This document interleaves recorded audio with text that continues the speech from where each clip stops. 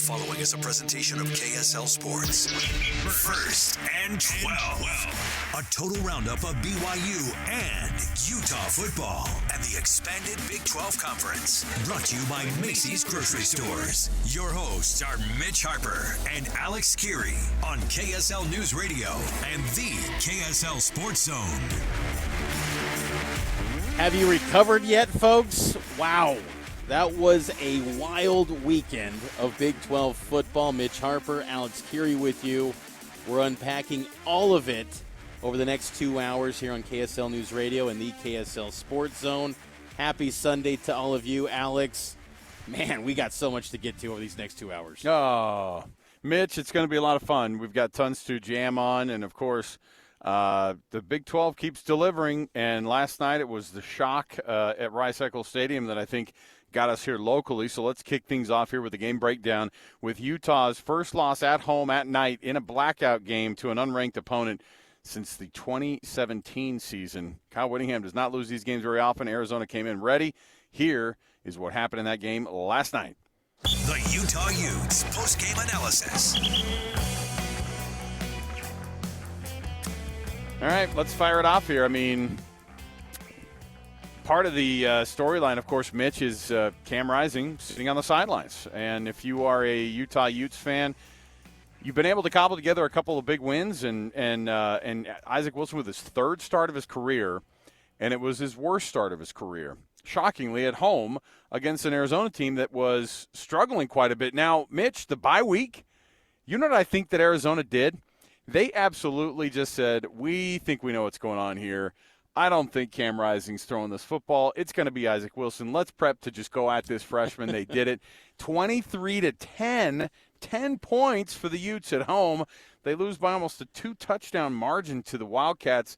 I don't know which part is the most shocking on this one, Mitch. When you look at the stat lines, it was a weird game to watch. It never had any flow to it. Isaac Wilson was under pressure quite a bit. He threw a bunch of bad balls, including a couple interceptions, at least 2. So, my goodness, it was a rough night for Utah, rough night for Isaac Wilson, and the first loss of the season for the Utah Utes in the Big 12.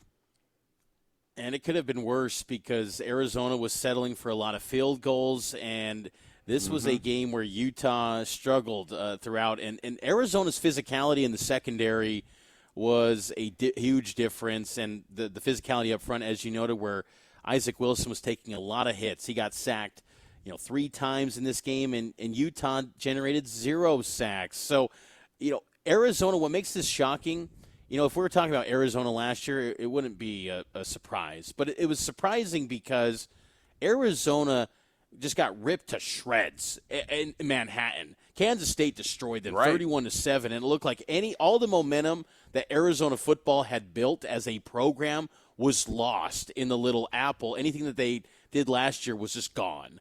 And to do this at Utah after a bye week, you're on to something, Alex. I mean, it felt like they were just geared up for Isaac Wilson, and they maybe dove into his Corner Canyon film. It felt like they just knew every move that he was going to make, and Utah just had no answers. And it highlights the challenges that you do face with a true freshman. Like, he has some brilliant moments, as he did in Stillwater, and what he's done in the non-conference. But the thing is that with a true freshman, you'll have some lows. And for a team that had its eyes set on the playoff, and it's still in the cards. I mean, that's the great thing about the 12-team playoff era. But to take a loss, I mean, that's what comes with playing a true freshman at quarterback, and that's why I think so many Ute fans right now want Cam Rising back, because when they have him, they are just a well-oiled machine where you're going to have some peaks and valleys with a true freshman. Right, and Arizona was Arizona was the defense of the night. I mean, my goodness, the amount – I know Dorian Singer got his. I think he had over 150 yards receiving on the evening, and you get that kind of work from him. And even Mekhi Bernard was running well. He was over 6 yards per. They just didn't have the ball that often, so they wouldn't convert on third downs. And I'll tell you what else was the worst part of the game, if you're a Utah Utes fan, you get down inside the 5-yard line in the first quarter twice, and you get Not 3 points, Yeah. not 6 points, not 14. How about 0 out of those two? I mean, that's the difference of the game. You punch it in on those 2 times. And by the way, it's them handing the ball off to Mekhi Bernard. It's them throwing the ball and having it defended well. Pretty decent throwing ball. But again, those are signature Kyle Whittingham deals. Going forward on 4th down, that's what you're going to get inside the red zone. That's what you're going to get inside the 5, from your guys, because they tend to win that battle. But you know what? Arizona, to their credit, they had better play in the trenches. You pointed it out, Mitch. Three sacks for Arizona to Utah's 0. Like, if you were to tell me that's how this thing was going to go down, that the Utah defense at home on a blackout night would have 0 sacks and the opposing team would have 3. And while 3's not a ton, I'll tell you what it is it's I mean, it just showed that they were, 1, pushing them around, 2, defending well enough on the back end to be able to make sure that Isaac Wilson, wasn't able to find his guys open all the time. And this is with Noah Fafita, by the way, not having some outrageous night last night either, Mitch. So Noah Fafita, though, I will tell you, he looked more like the Noah Fafita from last year that we were used to seeing, and really from game 1 when they put up 60 or whatever it was against New Mexico. So you saw a couple things happen in the Big 12. One, Arizona shows up and they get the win. And by the way, Arizona loses to Kansas State. They get the doors blown off, and that is a no harm, no foul game. You know what they are right now is undefeated in Big 12 play. That's the whole thing about these non-conference games, which is also an interesting deal for us, is to watch how this thing goes down. And now Utah's 1-1, 4-1 on the season, licking their wounds. They were ranked 10th going into this game. When these rankings come out today, Mitch, that is going to be absolutely fascinating for this Big 12 conference. It definitely is. And when Isaac Wilson last night completed that touchdown pass to Caleb Lohner, were you with me, Alex, and thought, okay, Utah's turning it on. They're going to win this Here it goes. game. 100%. It felt like the momentum was shifting. 11 and change left. It was a 1-possession game. Utah's going to pull away and get this done. But that 3rd and 11 play from Noah Fafita, he takes a massive hit, and it looked like he got banged up. He was limping a little bit. It looked like his leg was going to be broken in half. My heavens, it was awful looking. And Devin Hyatt for Arizona comes up with the grab with Smith Snowden covering him, 41-yard grab, and then 3 plays later, Noah Fafita throws a brilliant ball. To your point, Noah Fafita looking like Noah Fafita last year. He completes a 35-yarder to Kean Burnett, and that was the dagger. And Utah just never had an answer after that. But I really thought in that moment when Lohner, yet again, is a touchdown target for Utah, I thought that was the moment where, okay, Utes are going to turn it on, and they're going to find a way to get this win. But credit to Arizona for responding and always having the answers. And that's again, an example of why it matters to have a veteran quarterback that's not going to be phased.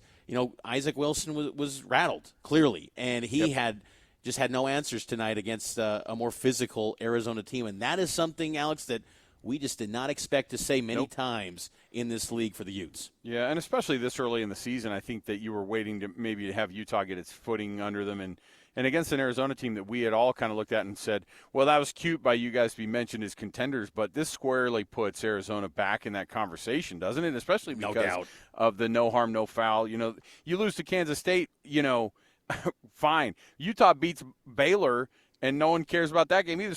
So that one doesn't go on your stats. And then you don't get the win in conference with that.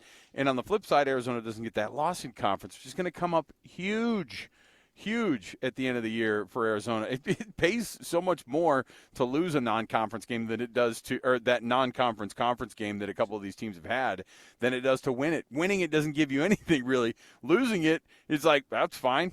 We don't lose anything on this one either. So it's another weird wrinkle this year. But the biggest Kyle Whittingham head scratcher for me tonight was, first of all, 6 for 15 on 3rd down isn't an awesome stat for the Utes.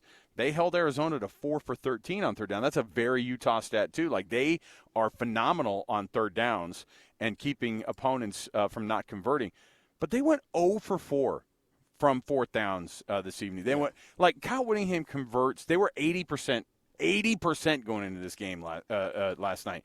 And 0 for 4 tonight, that's the difference. And I think 0 for 4 is also an indicator as to who's running your plays on the field and trying to get you those extra yards. Now, some of them to Isaac Wilson to defend him a little bit.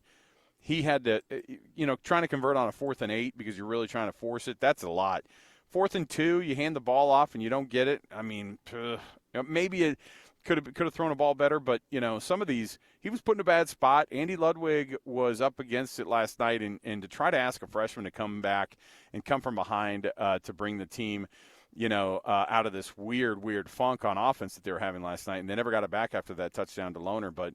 My goodness, it was a strange one in Salt Lake last night. The fans were absolutely shocked, and that was on a night that the fans were out, obviously in crazy force. And they were doing a phenomenal job. And it's almost like Arizona's like, we already planned for this, man. Like, we know what it's like up there, So they handled it pretty well. I think they had the one time I thought they were going to get caught with a procedure penalty. It ended up being a delay of game on Junior Tafuna, a veteran that you don't want to have that happen to, during the game. So, anyway, lots of things just I'm pouring out of my head here, Mitch. But in the end, Utah scores 10 points at home. Isaac Wilson looks beyond pedestrian, looked very freshman. And then, you see an Arizona team that's absolutely buoyed up now. And I'm wondering what the voters are going to do, the AP voters are going to do with Arizona, who has a loss, but it's the Kansas State. Like this, and they beat Utah, number 10 Utah at home. Nobody does that. And this is when Brett Yormark says deepest conference in America, it has this argument for situations like this where everyone's just beating up on each other. Yes, you don't have the Alabama-Georgia showcase like we saw last night, and that was an epic game. But you've got really good football in this conference, but Utah – falls in this one. But, man, a bye week comes at the perfect time, and I think the importance of Cam rising rears its ugly face again. You thought they kind of turned a corner where they were not reliant on Cam, and that they've kind of turned the page that, okay, if he's there, fantastic. But if not, we got this young guy who's going to be flying high with this Utah team to take them to the heights that they expect.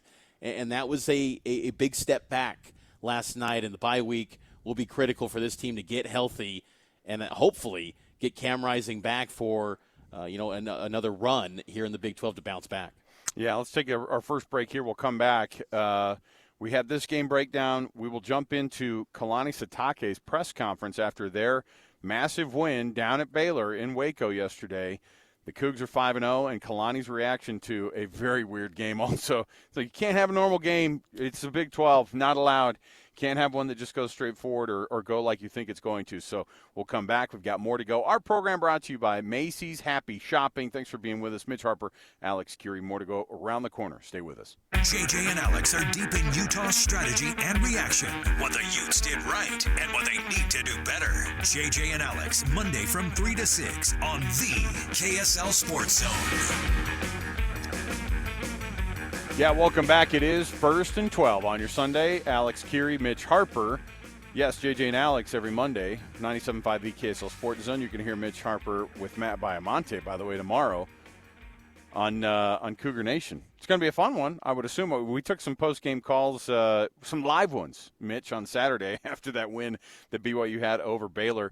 Here was Kalani Sitake after the game. By the way, welcome to the program. It's brought to you by Macy's. Happy shopping. To all you guys who are out there, thanks for joining us on a Sunday for 1st and 12. I've got that Utah 10 points in my head, Mitch. That's what's going on. So let's jump in. Kalani Sitake on the breakdown of this BYU team after their win at Baylor. It was a herky-jerky second half, and it was a tale of two halves for sure, but BYU gets the win. Here's what Kalani said after the game. To the board really quick, and we just got some stops at the end, and unfortunately we made some mistakes, and we got to learn from all those, but I think we can play better football. But I was proud of the team, proud of the way the guys respond, their response to adversity and within the game, and their willingness to stick together. That was something special. It speaks to the leadership on our team and the coaches on our team that get these guys ready. So I have to give a lot of credit to Baylor, making it interesting at the end. They could have easily just folded up, especially at the beginning. But you have to give them credit for being resilient, classy program. It was nice for us to join in their prayer at the end of the game there, and I've seen them do that when it works in their favor and when it doesn't. So that's something special. We have a lot in common with them, and I wish them the best of luck for the rest of the way. Fans were amazing today. It was awesome environment, and just really fortunate that we were able to get this win. especially with some of the mistakes that we made. But like I said, I think it was a hard-fought game, a little dramatic at the end, but I'm glad that it worked out in our favor. So what questions do you guys have? What changed in the second half that caused that adversity for you? Yeah, I thought Baylor played a lot more assignment sound, and they created some turnovers, and they made things really tough on us. I think you have to give them a lot of credit for that. But I think we made some mistakes along the way too. Defensively, guys not lining up correctly and then not doing their assignment. But that's hard to just say that when I thought Sawyer made some tough throws and some. I mean, he was accurate in some of his throws. That just some of them we had coverage on him. The one I think was where we dripped off of the coverage, and but he had a good feel for the game and good feel for what they were trying to get done. I'm just glad that Jay was able to mix it up a little bit at the end, and we were able to get some, confuse him and get some pressure on the O-line, which I think caused that holding call. But just glad the guys were able to get the win. I wish Jack would have caught that ball. That would have been easier on my heart, but and on Jay's heart too. But like where we're at, and like that we were able to respond. It's interesting because there's a lot of guys that were playing in the end of the game that we had to rely on in the last drive against Wyoming. That didn't work out their way, and then we put them in extra time against towards the end of the game against Kansas State, and they got to stop, and those guys got to stop here. So makes me happy that we actually practice these situations, these tight situations with 2 minute and everything. So we'll continue to work on those situations for next week, and we do have a bye, but it's a work week still for us. We just don't play a game. That's the only difference. So we got to still get back to work, and we got to improve on all the things that we saw that we could definitely that are fixable. But I thought the guys played; they were resilient. It was a lot of fun. It was a really cool game. Kalani on Cruz interception to seal the win. Yeah, I think if he read his eyes and was able to go and high point the ball, I mean that I think it's a really good throw. We saw him make those throws before, and I thought Jay had the right scheme called at the right time. I think they were looking for maybe a too high safety look, and Crew was able to get over the top of it. So great instincts by Crew, and he's hit us with those plays down the sideline earlier in the game, and I'm glad that our defense was able to respond, and Crew was able to make that play. Well, it seemed like you had more injuries today, guys going down in the other 4 games combined. Yeah. What do you attribute that to, the heat, or what was it there? No, I mean I think the turf is always a problem, but that's everywhere. That's not just that's just turf games are hard, and I think they're hard on your body. So, got guys banged up, but we knew that going into it last year that injuries can happen, and then it's conference play, so it's a lot more intense. It's a lot. I mean, it's tough, especially at the line of scrimmage, and so this game's not an easy game. It's a violent one, and unfortunately, people do get hurt, and we had some guys get banged up and weren't able to finish the game. We're going to evaluate those guys and see how it looks for the future. But I'm proud of the guys that stepped in. The guys that got banged up still were on the sideline, still leading, still had a lot of energy and juice. And so this is a close team. These guys, even though guys weren't able to play and were hurt, they were in it. They were in the moment on the sideline, creating energy and belief. It was a lot of fun. How did you think the offensive line played after Connor went out? I thought they played good. I thought Makasini stepped in and did a good job at center, and it was good to have. Last week we played Bruce Mitchell at guard. A lot of people didn't know that he was in there, and Austin Leusa and Sonny Makasini weren't able to go, and then now we got those guys back, and unfortunately Connor had to come out of the game, and then we moved Makasini inside, played center, and Bruce played a little bit too there, so we kind of rotated some guys in, but I thought they played a really, really strong game against a really tough defense. Did you get an explanation from the officials on the unsportsmanlike conduct call? No, I was probably too busy yelling. I don't know if I listened. It's hard. Listen, when I start yelling, I don't listen to anybody. So I thought it was an obvious flop, and we teach our guys to be smart in that situation. I don't know. I lost it. I just don't think you can call that call right there in that situation, especially we're trying to grind the clock out. I think we got 5 yards on the first run. It was looking in our favor, and then they marched us 15 yards back. I just had to let the refs hear it. I think it was a bullcrap call, but that's okay. They're not perfect. They're human too, and I'm not either. So that's why I yelled at them. So sorry that I lost my cool, but I think they understood it, But I just didn't. We just gotta be smart. We shouldn't put ourselves into that situation. I can't blame the refs. Our players got to be smart in that situation. Just get away from any kind of dangerous moment. But we got to do better. We got to do better, and and then I just can't lose my cool. It's all right, but it felt good to just unleash a little bit of anger. How impressed were you with the start, 3 drives, 3 touchdowns right out of Yeah, that was a great start. Just like, we're capable of doing all those things. We just got to keep the momentum going. I don't think we have to be perfect. We just have to be efficient and effective as an offense and defense. And when we start playing together, good things happen. But again, you have to give credit to Baylor. They were resilient. People forget they should have won the game last week. It was easily their game, and a lot of unfortunate things happened. And then this week they had a slow start. We were jumped ahead, and luckily we were able to get enough of a lead to get the win at the end. But I was a little nervous, when you're up by 6 in that situation. But the players made me feel at ease, man. I was getting a little tight, The players are all talking positive and convincing me. And after I got done with my yelling, I was like, all right, let's see what's going on in this game. And we made plays and got the win. So, the players are right, man. I'm proud of the players and their belief in each other and just everything towards the end. The leadership was amazing.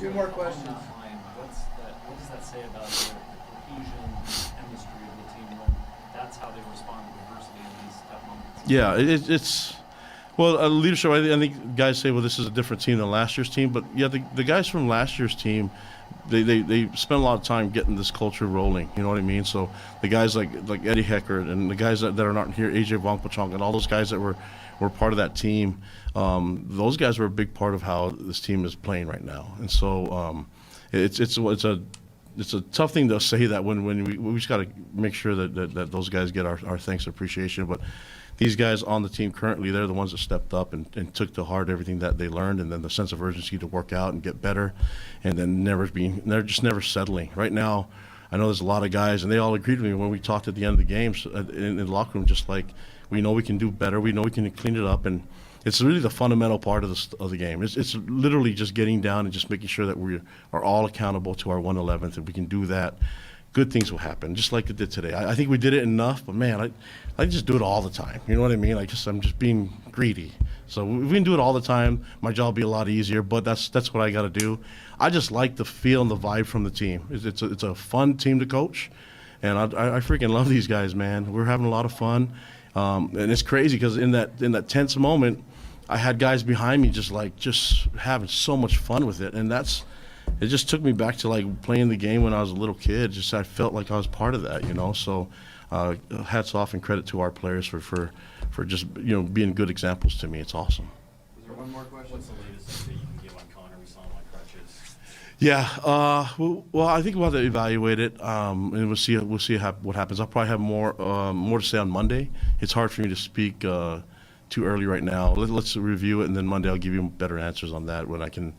And this medical stuff, I don't want to just sit there and make statements that I don't know anything about. Interesting stuff from head coach Kalani Sitake in the McLean Stadium, which logistically is not an ideal stadium. They made it a little bit of a headache. But I will say, I got thinking when he was talking, Alex, 3 years ago, he was in that same room, and he was just getting peppered with questions of, how big is the gap between you and the Big 12 elite? And, look, Baylor's not an elite team. Dave Aranda, I thought, was going to be canned at halftime with the way the game was going early on. But, BYU's made progress despite the 5-7 last year and an up-and-down 2022 in the final year of independence. BYU's personnel has gotten a lot better since that last time they were in Waco. And it was just kind of a moment where you thought, man, time has flown by, but BYU, it didn't seem like it in stretches, and especially coming into this year, but they've already matched their win total from last season, and BYU's made a lot of progress this year. I was going to ask you, too, because you didn't say much about the injuries because you don't know much, right, at this point. Yeah. And that's the big, black eye on this game is what's your personnel looking like after this. But that's, who cares? No one's going to cry for you for injuries because they're all dealing with it across the entire country. But I was pretty shocked that he was like, oh, I went after the refs on that Nawahine penalty there at the end. I was actually pretty shocked. I thought he was going to be like, no, you can't do that. Do the usual, no, we got to teach our guys. He's young. Let's get to it. He did not do that. He was just like, I went at the refs. It felt good to go at the refs and let him have it. I thought that was a really funny way to approach it. And it was kind of dangerous territory because, we saw in basketball in the Big 12, there was a hefty fine given to, of all people, Baylor AD Mack Rhodes for criticizing officials. And It's like, Kalani, that could be a real big, pricey comment if you're questioning the officials. Yeah, Lance Leipold from Kansas. We might get into some of that. He got into that territory a little bit in postgame as well.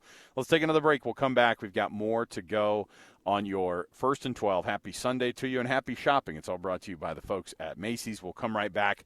More to go right around the corner. Mitch Harper and I are going to keep breaking it down here for you. We've got the biggest of the Big 12 headlines to go, so we'll get that to you right now, right around the corner, 97.5 the KSL Sports Zone and KSL News Radio. The following is a presentation of KSL Sports. 1st and 12. A total roundup of BYU and Utah football and the expanded Big 12 Conference. Brought to you by Macy's Grocery Stores. Your hosts are Mitch Harper and Alex Kirry on KSL News Radio and the KSL Sports Zone.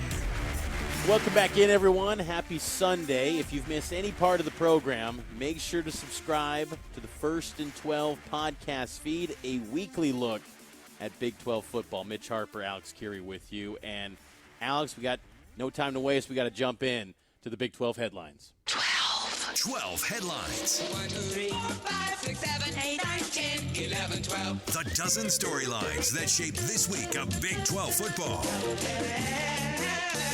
Headline 1. All right, Utah falls to Arizona last night at home. We talked about it in that first segment, Mitch. One of the things I was thinking, though, 23-10, kind of a blowout Utah-wise, just because Utah, when it comes to the offensive stuff, if they're not beating the doors off you early, it's hard to come back, and they weren't able to do it. By the way, this is 2 years in a row now Arizona's beaten Utah. I cannot remember the last time we said something like that. So Arizona gets the win, and the Utes look very pedestrian, and they are all looking at the sidelines to see where number 7 is going to be. And frankly, I am too. Yeah, Cam Rising once again missing in action. He was on the sidelines. Isaac Wilson goes 20 of 40 for 280 yards, 1 touchdown, but 2 interceptions. It was a tough night for the true freshman as the Utes fall for the first time in Big 12 play. Is Cam coming back after the bye week, Mitch? What do you think? Should we just start doing You got to think he's got to. He has to. He had the rib protector on. What are you doing putting a rib protector on? You're not going into a football game. The last 4 weeks he keeps putting it. It's like the best cosplay ever. Go out there on the field, not play quarterback. My heavens. He needs to come back because when they come back from the bye, it's a road game, and it's at Arizona State. And look, Arizona State's not spectacular, but they've proven they've given us a proof of concept that this team can win at home and play some pretty good football. So you can't just assume going on the road away from Salt Lake is going to get any better. So they need Cam. They need him in a hurry. Headline 3, BYU avoiding that second half complete meltdown. Hangs on to win at Baylor. They improved to 5-0, Mitch. They've won the exact amount of games that they won last year, and we're 5 games into the season. RIP to those people who hit the button on the under before the season. The BYU Cougars are now at 5 wins. I'm interested to see what those rankings put them at here, Mitch, and the whole Big 12 should have their eyes planted firmly on those rankings too, because you could see a lot of teams on that thing, man. And what's noteworthy too is BYU's gotten to a point where a win over Baylor doesn't feel like some monumental victory.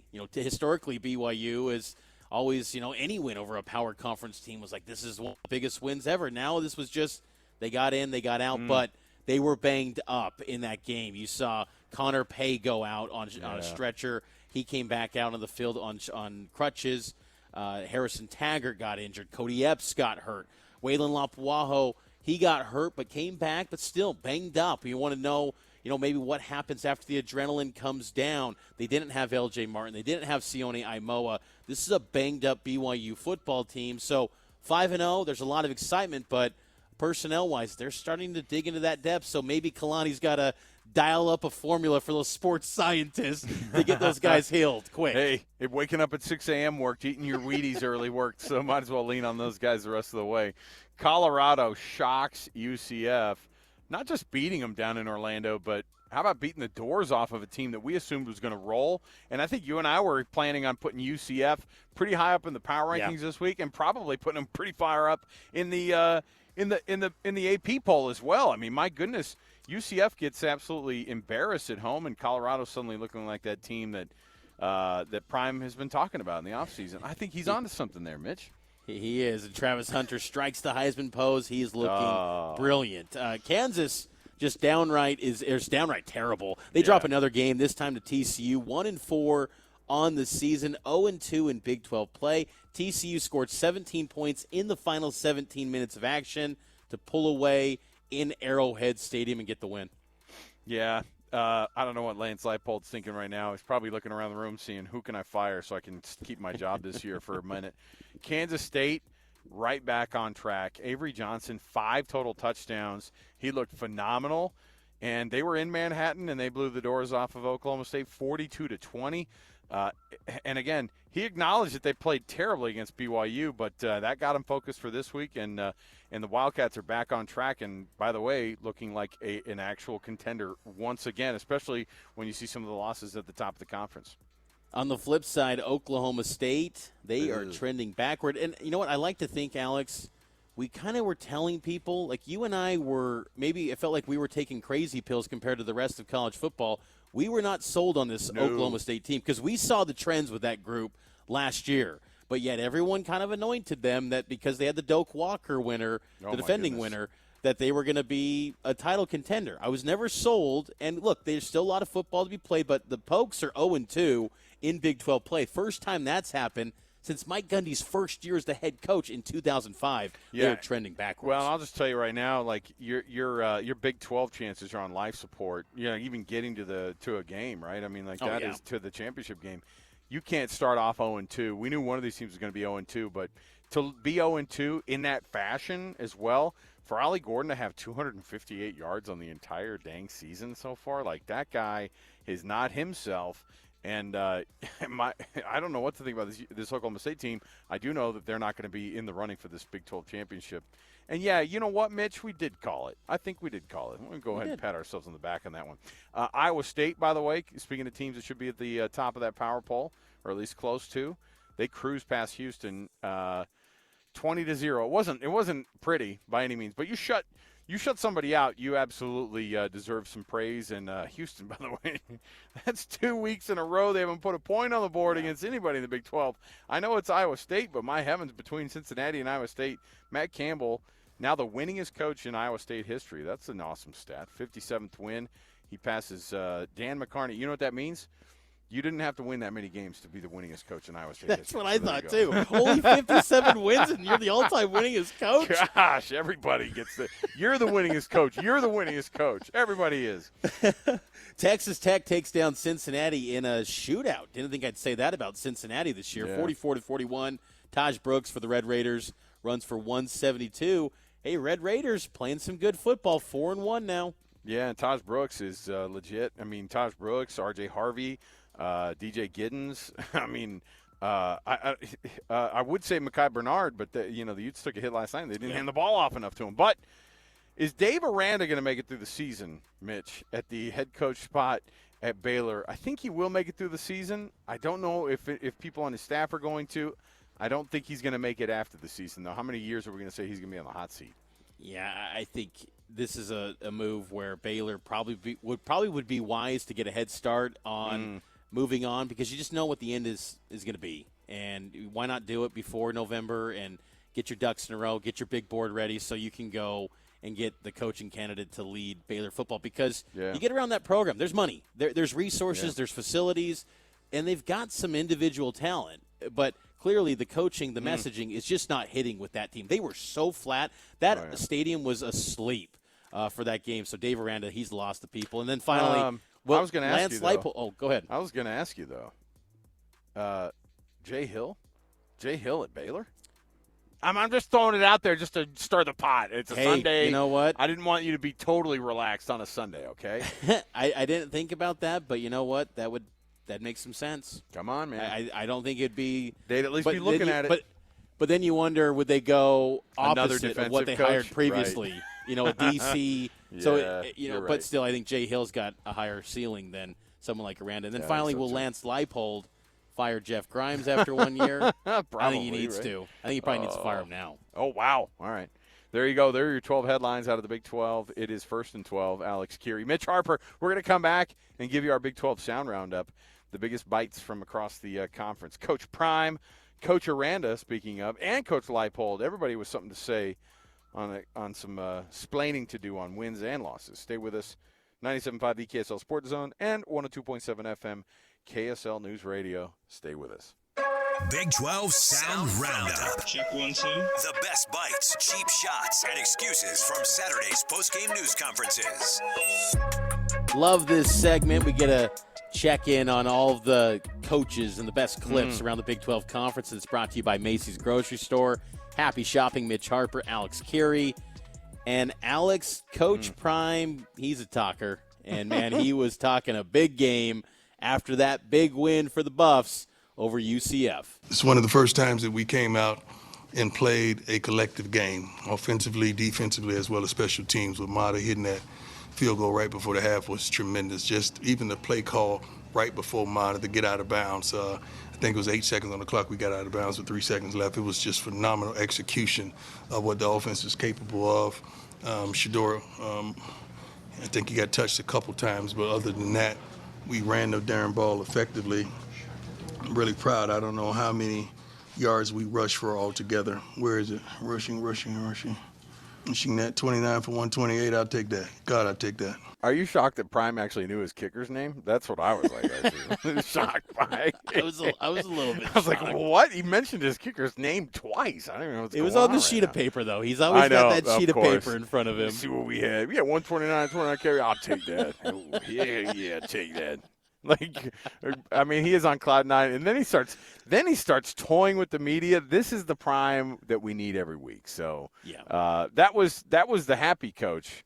Couple of sad coaches across the Big 12. Dave Aranda, after the loss to BYU, boy, I mean, it did not help Mitch to get out to that start. Not just 21-0. I thought 28-7 was just as embarrassing. I mean, BYU was just going back and forth. They started to figure some things out. They made some adjustments, but it wasn't enough. Here's what Dave Aranda said in the postgame as to how this thing went down. Disappointed in the start to this game. Was really hoping for better. Thought that there was a great fight throughout the game. I thought that, despite whatever the score was, and early in the game, it wasn't very good for our side of things. I thought that throughout the whole game, we thought we were going to win the game. I thought halftime was a great response. There was a lot of truth-telling there. I think just specifically for me on defense, I thought offensively, BYU did a great job on offense. You have a lot of coaches that I've coached with in the past that are on that staff over there, guys that were on the defense. Chad is on the defense there, and then TJ Woods is the O-line coach there. They were with us both at Utah State and at Wisconsin, and so they run the same defense over there, and so we had a lot of beaters coming at us, and we weren't playing them very good. Okay, added to the list of coaching platitudes. A lot of truths being told in that second. I don't even know what he was talking about. Was he giving a TED talk? Like, what was going on? He just lost a football game. Oh, it wasn't good to get started out 21-0? Yeah, it's not the way I wanted to start it out. I mean, that's not really my preference. It's like, geez, dude, you're going to lose your job if you don't pick up some of the intensity there, Coach. But Aranda seems like dead man walking. It feels like it's trending that way for Baylor, and Baylor is a team that's in a funk right now because Sawyer Robertson, he's taking over as the quarterback and playing some good football. Decent. Yeah, it didn't look awful. I mean, certainly the second half he took over. I mean, it was like him and Jake Retzlaff flipped the coin to see who would have the better first half and who would have the better second half, and so I liked Sawyer Robertson in the second half, but. Yeah, and Dave Aranda might have some talent there, but it's just like they don't know how to use it. Well, and I think with Aranda, before we get to a break, Aranda is someone that, those press conferences are a connection to the one way you can kind of speak to the fans. And does that get you fired up? Like, honestly, if you're a Baylor fan and you listen to that guy, he's just not getting you fired up. And you don't have to be the Mr. Rah-Rah in a press conference, but it doesn't inspire that something's going to change. And I think that's the issue because a lot of truth. This guy was once being viewed he was once viewed as the top candidate for the USC job when they let go of Clay Hilton. Wow. And they thought, how is Baylor going to lose Dave Aranda? They can't do that. And, man, this sport just changes in a hurry on you. And because everyone just thought Dave Aranda was going to be on a rocket ship to being one of the best coaches in college football. Now he looks like he's headed on his way out. We'll let sleeping Leipold's lie. Okay, he can. We'll keep that to ourselves. What he said. He basically look. He's 1-4. I don't know who's worse off, Dave Aranda or Kansas's head coach. It's got to be Aranda just because he's been sitting in the spot of being on the hot seat forever. Leipold just recently has been catching some heat. So let's take another break. We'll come back. We've got more to go. Hour 2. Let's break down that BYU and Baylor game in its entirety. We'll dive into all the stats, all of it, and we'll also listen to some sound from Kyle Whittingham in that awful loss last night up on the hill for the Utes, 23-10 to Arizona. Our show is brought to you by Macy's Grocery Store, the freshest fruits and vegetables from local farms and your local favorite brands. Macy's Happy Shopping. Mitch, Harper, Alex, Kirry, right back after this on KSL News Radio and the KSL News Radio and the